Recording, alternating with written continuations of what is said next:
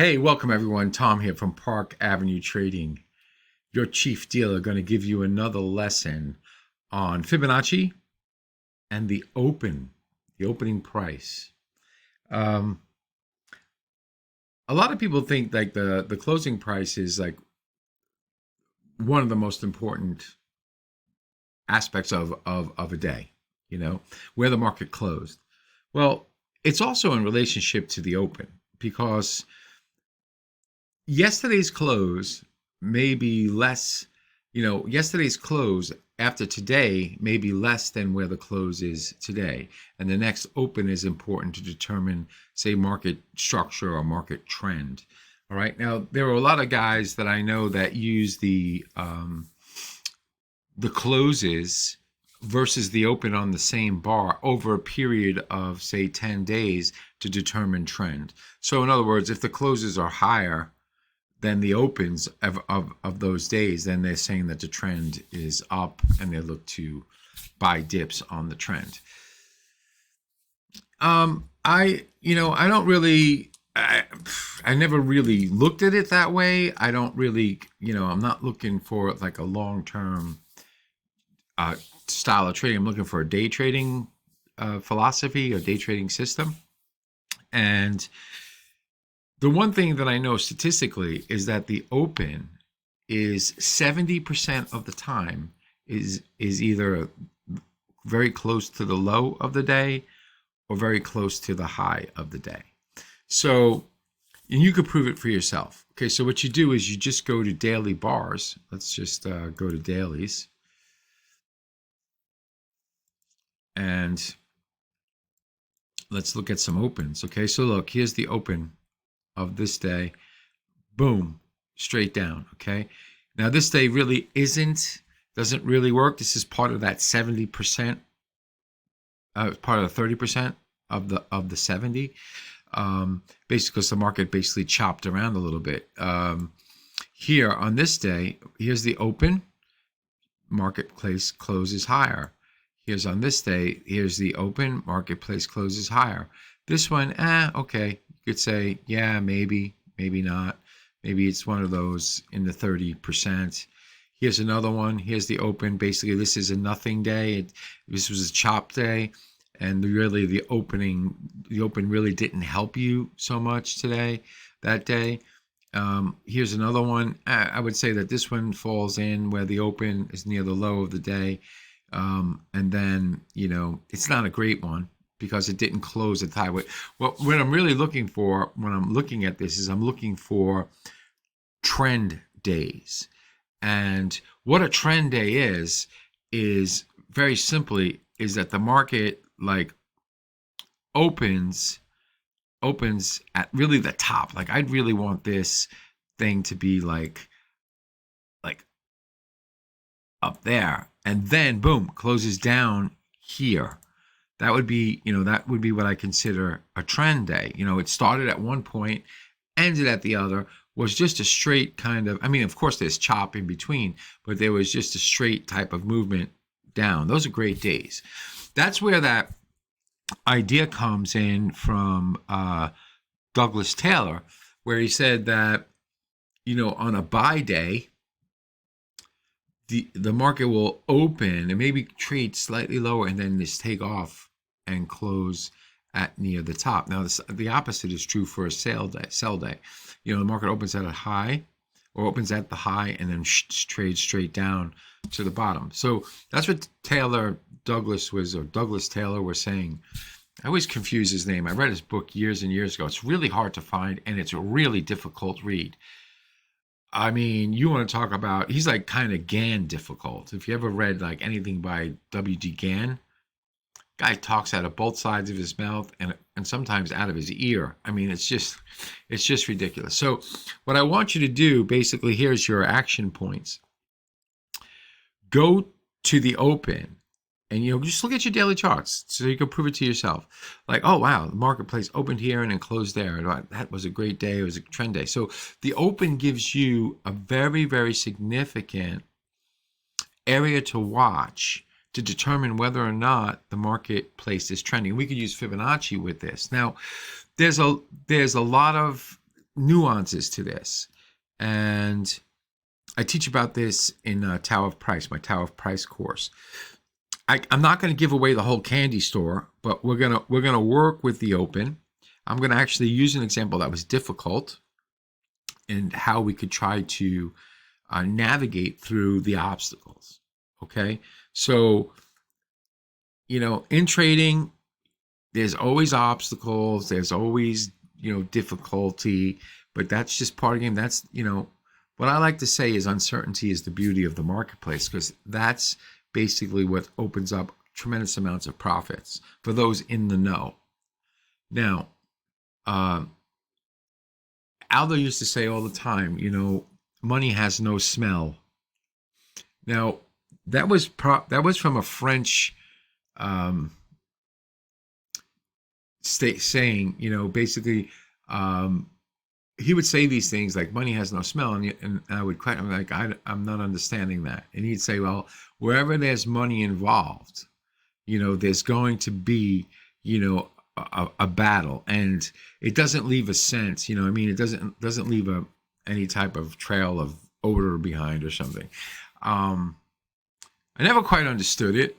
Maybe if you understand it, you could give me some tips on it by leaving me a comment. But let's go to the hourly chart. Now, this is sterling Swiss. It's something I don't really trade. Actually, I went down to a 30-minute chart. So let's go to a 30-minute chart. And what I want to point out in this video is that where the heck is my chart here? Here we go. Okay, here's my prices. I was like, what happened to them? Because it's 30 minutes. Okay. There are many opens in the marketplace. Like when you sit at your desk, that's basically the open, right? However, what I found, what I thought about, and this goes back to 1997, ages ago. As a trader, you could trade at any time that you want, 24 hours a day. All I had to do was, pick up my phone. At the time, it was a flip phone, and call into one of my correspondent banks and ask for a price on sterling Swiss.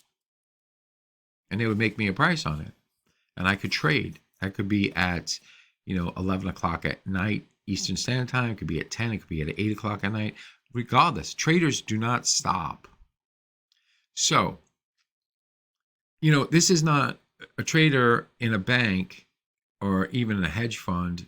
This is not a 7 to, say, 7 p.m. job. It's not. It's a 24-hour job. As a matter of fact, there were times I used to sleep with my Reuters, my mini Reuters on my chest, and wake up just naturally wake up every, say, hour or so and just look at prices. So, one time my dad said to me, he goes, how much do you make a year again? So I told him, I don't remember the number. At the time, I think I was making like $190,000 a year at the time, plus bonus. So it was a good job. So he goes, well, if you divide all the hours that you have to dedicate to this, what are you making? $40 an hour? And I was like, well, yeah, I guess you could say that. But, do I really work? Am I out there like sweating and, no, I'm not. I'm basically using my brain and attempting to best the marketplace, and came up with systems that tried to do that. So having a system kind of like alleviates a lot of the focus for, like every second of the day you're focusing on so when you have a system, like every small movement is meaningless, because there is a lot of randomness in a market. It's just very, very random. Now, the longer term move is not random. The tiny, like, back and forth could be random. If it goes from 05 to 07, that's a random move. Like 191, say sterling yen, 191.05 bid, 191.07 gets paid, It goes 109, 190.06 bid, 190.08 offered, and it gets hit back at 06, then it's back to 05.06, 05.07. That's basically just, the marketplace just breathing. It's not real. It's not a big move. So that's why Fibonacci is important. Other price-based techniques are important. So what I say is the true open. Now, this is just me. Other people say, look, if they're looking at their MT4 platform, 5 o'clock Eastern Standard Time, marketplace basically closes in New York, and then there's that short session, that you got Auckland, and then you got Japan coming in, and they'll look at Japan. Now, in Forex Confidant, I go over each individual open and trading techniques you could use for those opens. But for our little video and lesson here today, we're going to be talking about just the open. And the open, I found that the open is at 6 o'clock GMT, which now they call UTC. Why they changed it, I have no idea, but I still call it Greenwich Mean Time. I mean, I'm 59 years old. I'm not, that's what it is to me. It's GMT. Okay, I could say UTC, but it's GMT. So 6 o'clock. Why did I pick 6 o'clock? Because I can remember constantly. I mean, this occurred to me in 97, that like 1 o'clock in the morning, movements were pretty violent, or they started a little bit after 1 in the morning. I remember London gets hit at 7 in the morning. So 1 o'clock is 1 hour before. And I remember I told you, traders could trade at any time. So a lot of those London guys were executing trades, basically getting out of a trade before they got in the office, or maybe even initiating a trade before they got into the office, which is like 7 o'clock, 7:15, something like that. But the market started moving at 6 o'clock GMT. So for me, I mark off 6 o'clock GMT as my open. I don't come in till 5 hours later, 7 o'clock in the morning Eastern Standard Time, or 6 o'clock in the morning. But again, I could trade anytime I want. All I do is look at my screen and make a trade, right? I mean, you could do the same thing. There's no real structure to it, right? I mean, as long as you see a trade that you want to take and the price is there, you take it. All right, so here is the open with Fibonacci. Now, this one was a very difficult day, and I'm choosing this day because it's a day where the opening price really didn't help in the beginning of the day, because the idea of the opening price is that if a marketplace is below the open, it's most likely in a downward movement. Now, it did do that in the beginning of the session. Like it did move down in the beginning of the session. Okay, but then what it did was it basically reversed back up, and made the high up over here. So it was not the open really didn't do anything. It was like one of those days. This was like a 30% day, and didn't really do us much good. But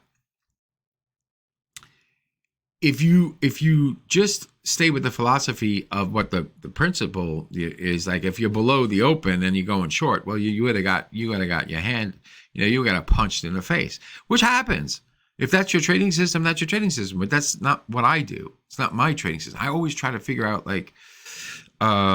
where an exhaustion point is. Now, there's much more to this, and without giving away the candy store, we'll just talk about one principle of this. Okay, so we have the open here. The market's trading lower. What we could do is same type of Fibonacci principle, right? Go to the left. What's the last time I traded higher? Well, I traded higher over here. What's the lowest point in between? Here was my low, right? So what basically I could do is I could take this, and hopefully I get this tool right, because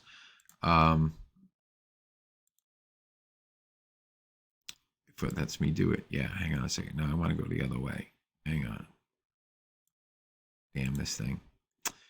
I hate this. I do everything by hand. Basically, I take this, I go to the left, I look for the lowest point in between, say it's this one. At first, it would be this one. Okay, but once it breaks, I have this reference point, right? So I would take the high against this low, multiply by my fib levels, and then throw them down from the top. So this tool really, confuses me because I have to do this. Okay, yeah, that works. Okay, so marketplace is tracking lower, and it goes down to, guess what, like 1.82. That's my fib level. Instead of 1.786, I told you to change your fib level to 0.82 for skid. Okay, but now what do we do here? The idea is that basically the marketplace should stay down below this, but obviously market doesn't do that. In hindsight, we could see the market went up. So if we were trading this, we know that the 1.618, the 1.82 should be support. We don't know for sure if it's going to really continue to be support, but we have a low risk trade that we could take, and the low price here is 110.91. So what we could do with this is we could say, okay, I'm going to give you a Tau of price principle. And the Tau of price principle I'm going to talk about is what's known as a breakaway bar. We want to basically buy a breakaway bar. So what is now, it's some people use this as an inside bar type of thing, but it doesn't necessarily have to be an inside bar to do this. But actually, this one actually is an inside bar, which is quite interesting. However, I'm really interested in the bar before it. The breakaway bar is the one that goes through it and closes above this small bit of consolidation. But I would take the trade at 111.08, 111.10. I would go long. My stop loss would be 110.85. Okay, so it's not that big of a stop. But other people that I taught this to, they want confirmation, so they would buy the close of the breakaway bar. I'm a little bit more aggressive because I always have to have some type of padding. I like padding in my trade. So now, what I just tell you, the breakaway bar, okay, the breakaway bar, it concentrates on this area of the chart. Okay, as a matter of fact, I could take the fib level off right now. We don't need it anymore. Oh, I got to get exit out of drawing mode. Take this off so we can look at this. Concentrates on this area. This was at the 1.82 level. This top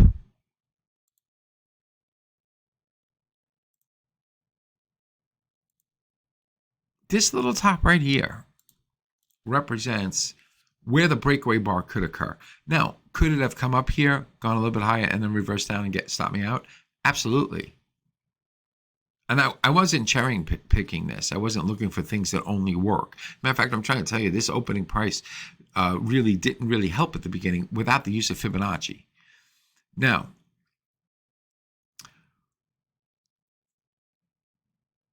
there's a way that we could predict basically like where it could go, okay? And I'll do that in the second video. We'll look at like basically consolidation areas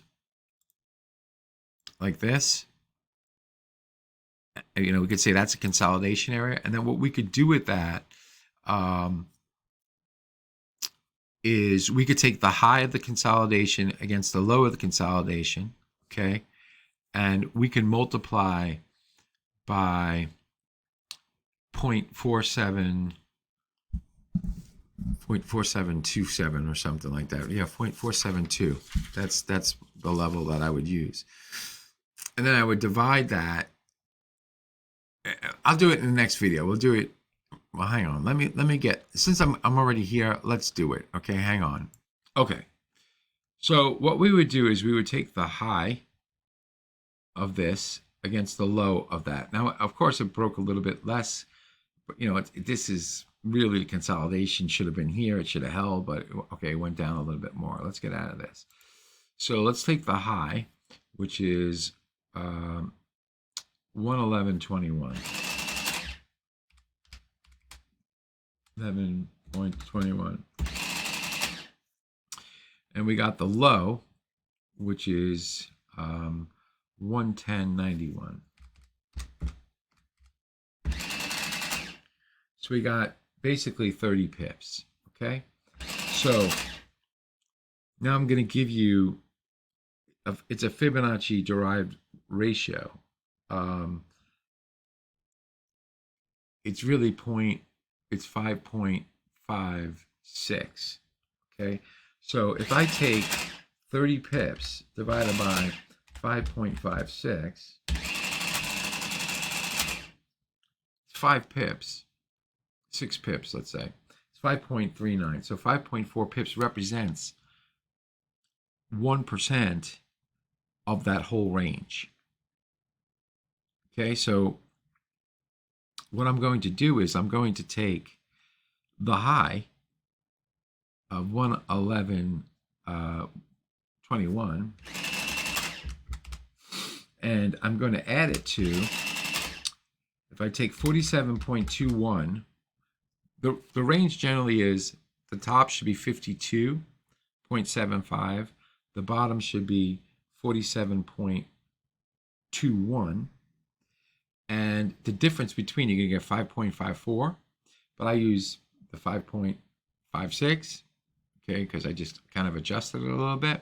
But what I'm saying is the breakout should be a proportion to that, and that's going to be by 1 pip. So I'm going to take the 47.21, the lower end, multiplied by the what we say we got. How many pips we got? 6 pips, or 5.5. Okay, 5.39, 5.4 pips. So if I go 47.21 times 5.053, I'm getting 2.5. So if I go 157, I'm sorry, 111.21, and if I go 25.0 in, so it becomes 2.5, which becomes 25. 1.1122 in, 0.0025 in. 111.47 should be a top. Well, it blew right through it. So it actually blew right through 111.47. So if you would have gotten long on the breakaway bar, like you would have been looking to take profits, 111.47, the market moved a lot further. Now you could double that again. So, you know, it's 25 pips. 111, 1.1147, 0.0025, and 111.72 right here. And then you could do it again. So basically what you're getting is a factor. But that's, I really went off on a tangent there. There's a lot more to that, but you can play around with that. You could say, okay, I got a consolidation point. Let me take the high to low. And I know that if I'm looking for a breakout, I'm going to multiply by the 47.21 for whatever the 1% of that movement is, and, you know, extrapolate forward. Okay. Obviously, if you're using it on a daily, you're going to get a bigger range. So it's like a range projection, but there's another way to do it, and I cover it in Tower of Price. But the breakaway bars is the most important thing. You know, when we get this breakaway bar, this is actually the true breakaway bar here. Here was the top, okay? Here was the bottom. This actually, sorry, this is confirmation of the breakaway. This is the breakaway bar from the basic, these 2 bar low here. That's the breakaway bar. So I would have been buying 111.08s, 10s, something like that. Stop loss 110.85. Let's move on to the next day. Okay, so what I did was, here is, let's get rid of this. Here's the next day, okay? Here's the open on Tuesday. Notice how the marketplace basically fell lower, stayed lower the whole day. Now, what could you do with this? Well, basically, you could run, when you get this little retrace, you could look here. You could draw your Fibonacci levels. You're not going to get much out of this. It's a 30-minute chart. Let's open this up a little bit. Here.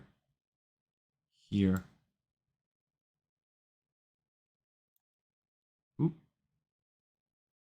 Right there. Let's open it up a little bit. Basically, you got, this should be reversed, but anyway, this would be a 618 retracement. Okay, sorry, this is 1.382. This should be 1. Hang on, I gotta go the other way. I'm sorry, I don't, like I said, I don't use this tool. And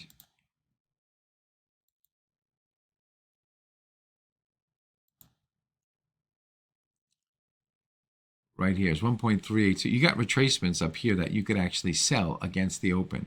So you're using your Fibonacci scale. You're down below the open. You're looking for a sale. Boom. You can take your sale up here. You can even take it up in here. Stop loss up there. I mean, it can't be perfect, right? I mean, because, oh, wow, you'd sell this, and then the market fell, collapsed down. Come on, let's be real. Let's look for a breakaway bar here, okay? Well, here's your low. Here's the breakaway bar right there. Here's the downward impulsive move for a 30-minute chart. So there's your open. What I'm telling you is that 6 o'clock GMT or UTC for me is the true open. You could use Fibonacci levels to try to gauge where the support resistance can come. If you have any questions on it, please leave some comments. I'll try to clarify, because like I said, there's a lot. There's more to this other than just this. I mean, there's some heavy-duty principles here, but the most important principle is that the open is at the top or the bottom 70% of the time. Now, you can develop trading systems just based off of that.